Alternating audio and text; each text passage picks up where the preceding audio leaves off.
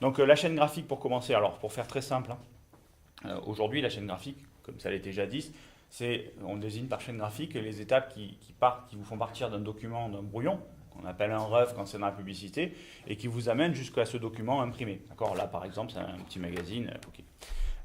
Dans ces étapes-là, on va avoir tout ce qui relève de la PAO, publication assistée par ordinateur. Cette PAO utilise principalement trois outils de la suite Adobe que vous connaissez, donc InDesign, Photoshop, Illustrator. Alors après, il y en a d'autres, il y a de la concurrence, mais c'est pour faire simple. À partir de ces outils-là, on va partir d'une idée générale pour la travailler, faire une illustration, mettre le texte qui va avec et générer un fichier qui soit imprimable, que ce soit numériquement ou en offset. D'accord. Donc pour ça, on va travailler avec des images qui ont une résolution qui suffit à être imprimée. Donc pour une page A4 standard, on va partir, et de toute façon pour un magazine comme celui-là, on va partir sur une résolution de 300 points par pouce. On utilise toujours la notation anglo-saxonne. En 300 points par pouce, ça veut dire sur un pouce carré. Alors j'arrive jamais à me rappeler, je crois que c'est 2,54. 2,54 sur 2,54, ou à vérifier. Sur un pouce carré, vous avez 300 points à l'impression finale.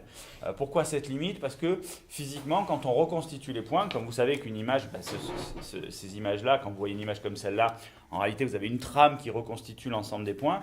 L'espacement entre ces points, lorsqu'on en a 300 sur une surface de 1 pouce carré, ça nous permet de ne pas voir les interstices et notre cerveau reconstitue une image comme si elle était complètement homogène. D'accord.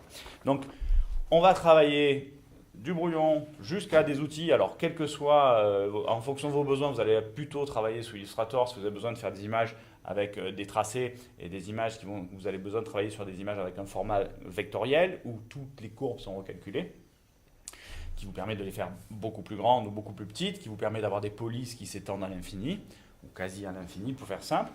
Et quand vous travaillez sur de la photo, donc de l'image qui va être sur un format bitmap, carte de points, on va rester plutôt avec une dominante Photoshop. InDesign, lui, va servir à regrouper les deux pour faire des publications un petit peu complexes qui reviennent. Hein. Donc, parce que l'intérêt de travailler avec InDesign ou QuarkXPress, son concurrent, c'est de travailler avec un logiciel où vous allez créer des gabarits, des feuilles de style. Et l'intérêt, c'est d'avoir une maquette qui s'industrialise. Hein. Sinon, pour faire une page, ça n'a aucun intérêt. Hein. Donc, une fois qu'on a fait la partie PAO, la partie studio, on a plusieurs possibilités. On va principalement garder les deux majeures. Soit vous avez votre document que vous envoyez dans une chaîne d'impression offset, comme offset numérique ou numérique tout court, dont on ne sait pas exactement comment ils impriment, que ce soit Vistaprint ou ce genre de fabrication. Les contraintes physiques sont les mêmes au départ. Hein. Vous devez envoyer un fichier qui contient toutes les polices, les images, les illustrations qui soient au format que vous avez besoin d'imprimer. Donc en général, ce qui se passe, c'est que si vous êtes en dessous, il vous dit attention, ça va pixeliser, ça va être dégueulasse. Sinon, l'autre option, c'est que vous allez passer sur de l'offset traditionnel, où là, aujourd'hui, on passe directement de l'ordinateur à la plaque. Hein. Donc vous vous souvenez quand on a visité l'imprimerie, donc il s'agit de plaques d'aluminium qui vont se rouler autour de cylindres, et on aura une plaque par couleur, c'est en magenta, jaune et noir, pour reconstituer en quadrichromie l'ensemble des couleurs qu'on observe sur le spectre lumineux. Une fois qu'on aura fait ça dans la chaîne graphique, une fois que ce sera imprimé, donc le choix entre les différentes techniques, il dépend tellement de plein de caractéristiques. À une époque, on disait en dessous de 1000 exemplaires, ça vaut pas le coup de faire de l'offset, il vaut mieux faire soit de la sérigraphie, qui est une autre technique d'impression qui n'est pas très loin de la litho, ou soit faire du numérique aujourd'hui. En fait, ça veut rien dire, il y a même du jet d'encre qui est très perfectionné. Ça dépend vraiment, c'est pas que la technologie d'impression, c'est l'équipement de l'imprimeur chez qui vous allez. L'imprimerie dans laquelle on est allé, c'était une imprimerie école. Donc évidemment, eux, ils ont des machines, deux machines de deux groupes qui font deux couleurs à chaque fois. Ça va très lentement et donc les coûts de fabrication sont très élevés. Si vous passez par eux pour imprimer des grands exemplaires, c'est pas du tout adapté. Hein. Donc vous allez préférer d'autres technologies. Mais bien dans l'offset, il y a toute une gamme de machines qui existent. Qui peuvent faire varier les prix de manière significative selon que vous imprimez 8, 16, 32 ou 64 pages d'un coup en une passe, selon la largeur de votre machine. Bien entendu, vous allez être plus ou moins compétitif, vous allez avoir toute la chaîne qui va avec. Quand vous allez chez une imprimerie comme Roxxon, où ils impriment l'industrie Aber où ils impriment les catalogues de la grande distribution, vous avez des machines 124 et 64 pardon, et 128 feuilles. C'est-à-dire qu'en une passe, ça imprime 64 pages d'un coup. Donc après, vous avez de la plieuse, du pliage, c'est abominable, mais voilà. Donc c'est ça. On ne peut pas savoir au coup par coup, sachant que ce qui est bien aujourd'hui, c'est qu'on obtient des devis tout de suite en ligne, en quelques secondes. Et évidemment, si on a besoin, ben, on va choisir un imprimeur en fonction de la qualité du travail qu'on veut, en fonction de son équipement et du nombre d'exemplaires qu'on a à tirer. Une fois que la machine est imprimée, par contre, un peu moins de bruit, sinon on va vous entendre. Une fois que le document est imprimé, il reste après toute la phase qu'on appelle le façonnage. Donc, même si, alors voilà, ça consiste à découper, plier, relier si nécessaire et faire d'autres traitements. Donc parmi les principales reliures que l'on ait aujourd'hui, comme toujours, on a soit des reliures avec des spirales, avec des trous, soit on a des reliures avec des aiguilles. Alors là, c'est pas le cas, hein, donc enfin des aiguilles. On va mettre soit des agrafes au milieu, vous vous souvenez, au piqué à cheval, parce qu'en fait ici vous posez les cahiers qui ont été découpés ici, et puis vous avez deux agrafeuses qui viennent. Soit vous avez, comme ici, un collage. Hein. Là, on appelle ça un dos carré collé, parce que simplement, le dos, c'est cette partie-là des livres, et carré, parce que ça fait un carré, et collé, parce que c'est collé, bien entendu. Voilà. Donc ça, c'est la phase qui se fait régulièrement quand vous faites du façonnage. Le métier de façonnier a quasi aussi, enfin pas disparu, mais il s'intègre beaucoup dans la chaîne, puisqu'une grande partie du façonnage est automatique aujourd'hui. Donc, ce que vous pouvez avoir à faire quand vous êtes en fabrication, alors si on reste sur de l'offset, hein, vous pouvez avoir de temps en temps à rajouter à insérer des choses, à mettre des encarts dedans. Hein. Encarter, c'est bien quand on appelle ça un encart, vous vous souvenez, un encart publicitaire, mais en fait c'est un abus de langage. Un encart, c'est un bout de papier qu'on va jeter à l'intérieur, tu vois. Et ça, souvent, c'est soit si c'est jeté, ça se fait en machine, souvent. Après, quand c'est des trucs un peu plus sophistiqués, on peut encore le faire à la main. Éventuellement, ce qui peut se passer après, comme pratique courante dans le façonnage, c'est lorsque vous avez un papier qui est un peu épais, avant de plier, vous pouvez avoir... Alors, ça se fait en sortie offset, hein, donc c'est avant d'aller au façonnage à proprement parler, ce qu'on appelle un rainage. Donc en fait, ça consiste à passer, à casser les fibres du papier pour que le pli puisse se faire. Ici, je pense qu'on le voit aussi. Voilà, je ne suis pas sûr qu'il soit vraiment. En gros, quand le papier fait plus de 150, 180 grammes ou 200 grammes, selon la nature du papier, il faut casser la fibre pour que quand ça se plie, ça ne casse pas la fibre n'importe comment. Hein, d'accord. Ici, vous avez par exemple un papier offset qui est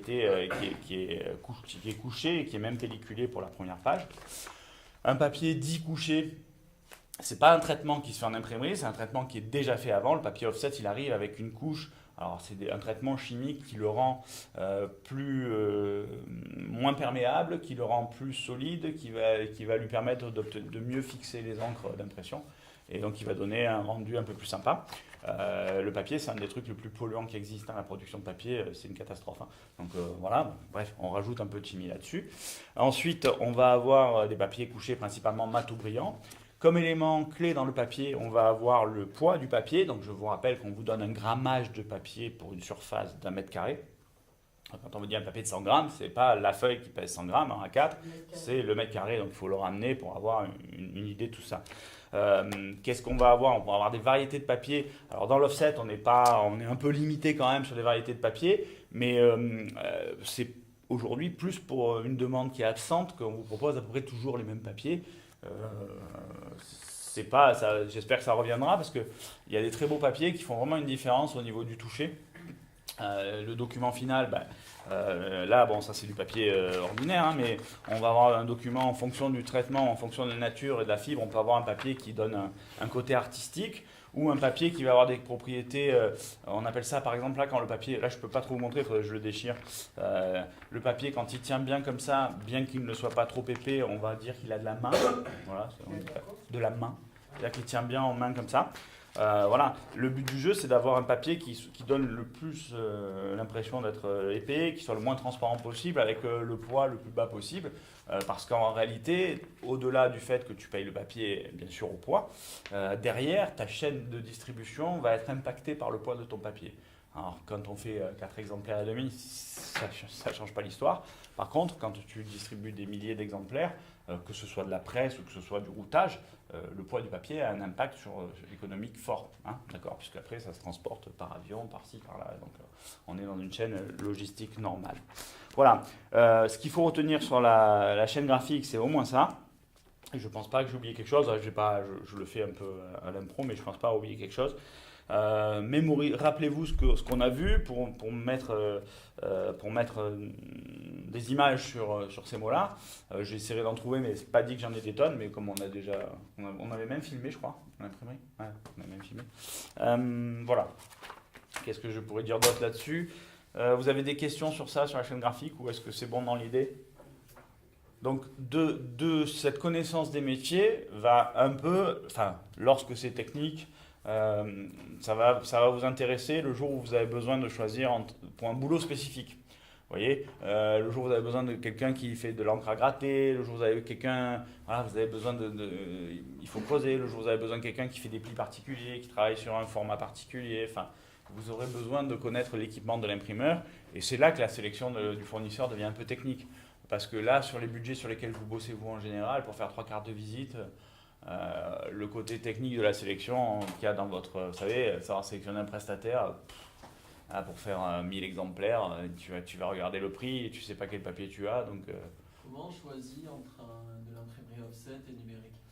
Et en fait, tu ne choisis pas parce que c'est entre de l'offset et de l'offset numérique ou du numérique ou du truc. Non, tu ne choisis pas. Parce que tu sais, surtout quand tu commandes en ligne, parce que tu ne sais pas ce qu'il utilise ton prestataire. Non, je veux dire, admettons que je sois dans une entreprise, ouais. On présente un besoin, fly, prospectus, peu importe, et on me dit est-ce qu'on lance un marché ou est-ce qu'on cherche des prestats numériques ou offset? C'est-à-dire que dans la mise en place de mon cahier des charges, est-ce que je peux le définir moi, on m'a déjà demandé de le définir d'entrée. Oui, alors... Et dans ce cadre-là, j'avais fait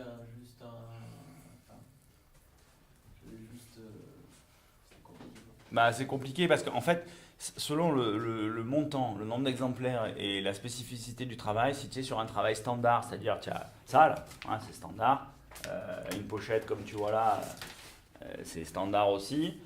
Franchement, sur ces travaux-là, il n'y a que le prix qui va faire la différence, tu t'en fous en fait. Parce que tu n'as aucune exigence particulière en termes de qualité, d'originalité, de pliure, tout.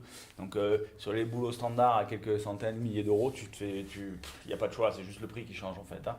Après, si tu as besoin de délais particuliers, si tu as besoin d'imprimer sur des supports particuliers, si tu as besoin d'un travail qui nécessite un traitement particulier, certaines couches par exemple en numérique aujourd'hui, quand tu prends les services de base, ils te proposent de faire du pelliculage, tu vois. Quand tu reprends, alors soit du pelliculage sur tout, soit sur une partie, d'accord, sur des lettres images, ils font ça, tu vois. Donc tu choisis, tu mets un cinquième film en fait, où il y a juste le tissu que tu veux faire pelliculer, vernir. Ils appellent ça plus du vernis. Bon, en fait, du vernis sélectif, vernis UV sélectif. Il y a plein de façons de le faire. Le pelliculage en général, c'est tout le support, mais bon. Peu importe, en fait, pour toi c'est transparent, tu le vois pas puisque tu n'es pas là-bas. Donc là, tu peux le faire sur des plateformes style Vistaprint, je sais pas, mais sur d'autres numériques, tu peux le faire. Mais je sais pas si aujourd'hui, par exemple, tu proposes des gaufrages, des choses comme ça, tu vois. Je sais pas si un gaufrage, c'est un traitement supplémentaire, tu sais, c'est quand tu fais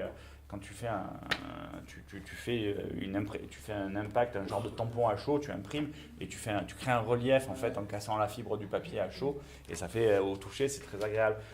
Donc il faut un papier qui soit suffisamment épais et tout ça. Okay. C'est pas évident que dans les presses offset de Vistaprint ils puissent te proposer ça. Voilà, donc si tu as besoin de particulier, c'est vraiment le côté technique qui va définir ça. Après, tu as le côté qualité du travail. Bon, sachant qu'aujourd'hui, quand même, je sais que moi, quand je fais de l'auto-édition, j'ai vu là, les progrès qui ont été faits sur Lulu, parce que j'ai fait 2 fois le même boulot à partir de 2 fois la même maquette, à 5 ans d'intervalle. Là, je me le suis fait envoyer, franchement... Ah bah non, là c'est offset, quoi. C'est qualité que j'avais d'offset. Je sais pas comment ils font d'ailleurs, hein, je peux pas savoir.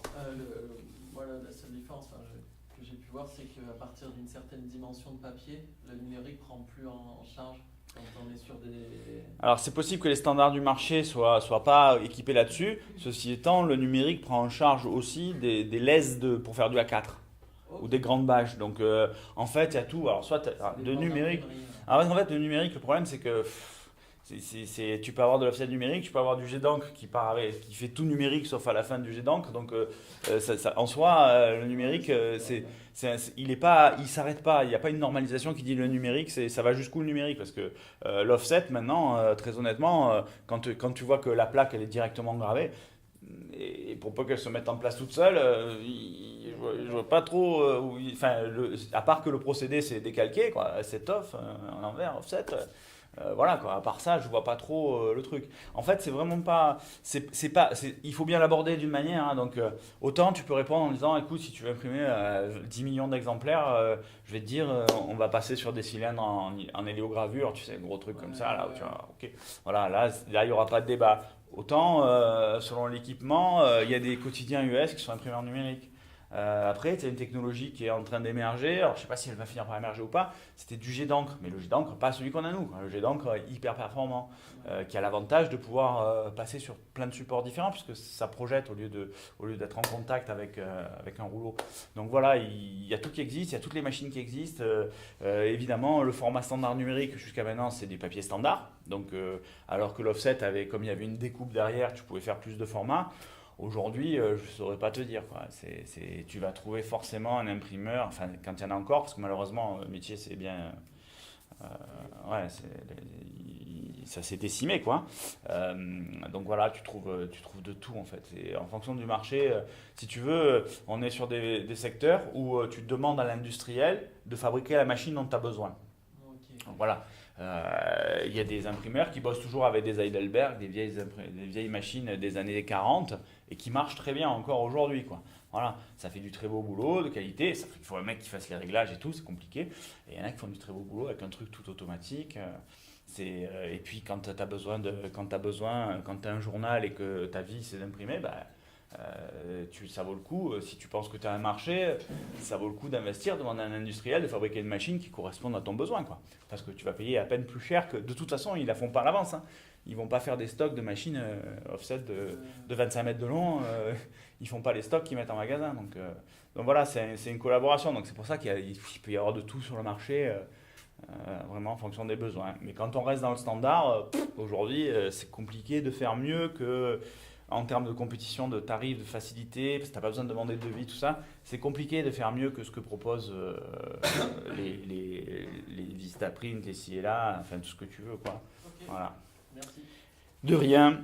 Est-ce que vous avez d'autres questions sur ça ou on passe à autre chose? Comment êtes-vous aussi beau? Comment quoi? Comment êtes-vous aussi beau? Ah ben, je sais pas. Je sais pas, c'est pas facile, mais tu te rases pas, tu te coiffes pas, tu te laisses vieillir et voilà. Et tu obtiens ce résultat magnifique, avec un pouvoir de séduction terrible. Pas vrai Mathilde?